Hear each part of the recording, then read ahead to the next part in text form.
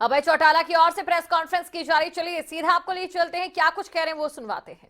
तुरंत मीटिंग बुला करके और गन्ने का रेट 400 रुपये किसान को दिया जाए ताकि किसान को गन्ने का ठीक भाव मिल सके। दूसरा, किसान के साथ एक और इन्होंने बेईमानी करी है।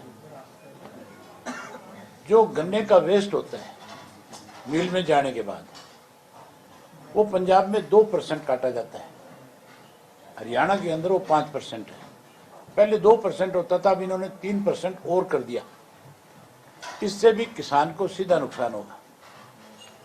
इसके अलावा मेडिकल शिक्षा बोर्ड की जो पॉलिसी थी, जिसपे आखिर मुख्यमंत्री को बारी बारी से उन स्टूडेंट से बात करके कहीं उनको राजी करने का काम किया, इस पे बात करनी थी। बुजुर्गों की पेंशन के बारे में थी, बढ़ते भ्रष्टाचार और घोटालों के बारे में थी, बिगड़ी कानून व्यवस्था के बारे में चर्चा करनी थी। मुख्यमंत्री दुबई में गए थे और एक हफ्ते में 2 चक्कर लगा करके आए थे, घोषणाएं करके आए थे। यहाँ कह रहे थे आकर के तुम पत्रकार साथियों के सामने कि हम दुबई के लोगों को यहाँ बुलाएंगे जो हमारे यहाँ इन्वेस्टमेंट करेंगे।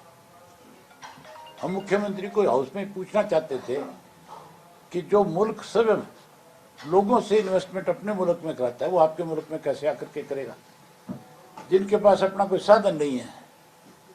आज दुबई एक ऐसा मुल्क है दुनिया का वायात, जिसके अंदर अपना कोई भी ऐसा सोर्स नहीं है जिसको लेकर के वो किसी दूसरे मुल्क में जाकर के कारोबार कर सके।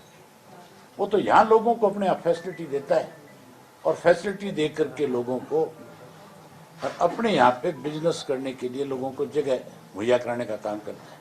हमारे यहाँ आकर के वो कैसे बिजनेस करता है? खाम में बिना मतलब मुख्यमंत्री जो है सरकारी पैसे का दुरुपयोग करके आया था।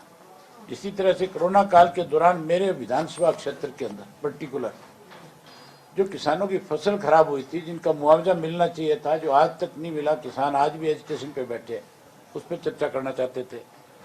और गोरखपुर का जो न्यूक्लियर प्लांट जो है, उसके अंदर जब इसको जमीनें ली गई किसान के, एक एग्रीमेंट बना कि किसान की जिसकी जमीन जाएगी उसके घर से एक व्यक्ति को रोजगार और नौकरी देंगे। आज 10 साल बीत गए, कोई नौकरी नहीं दी।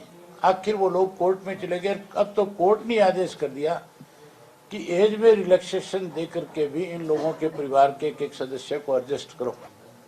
हम उस पर पूछना चाहते थे भी कब इनको नौकरी दोगे आप, इस पर भी कोई चर्चा नहीं कराई। आज जो मेरा दूसरा शराब वाला जो था मामला, सोनीपत के शराब का जो था, जिसको ये कह करके कि ये सब जुडिशियल मैटर है, इस पर चर्चा नहीं हो सकती। आप ये देखो कि स्पीकर किस तरह से सरकार के साथ मिला हुआ है। स्पीकर का काम ये नहीं है कि वो किसी भी बात पे जब चर्चा के लिए एक बार टेबल कर दिया जाए, फिर उसके बाद सरकार के दबाव में आकर के ये नहीं कर सकता कि उस पर चर्चा ना कराए। ये पहली दफा नहीं है। सब जुडिशियल मैटर के ऊपर अनेक दफा इस हाउस के अंदर चर्चा हुई है।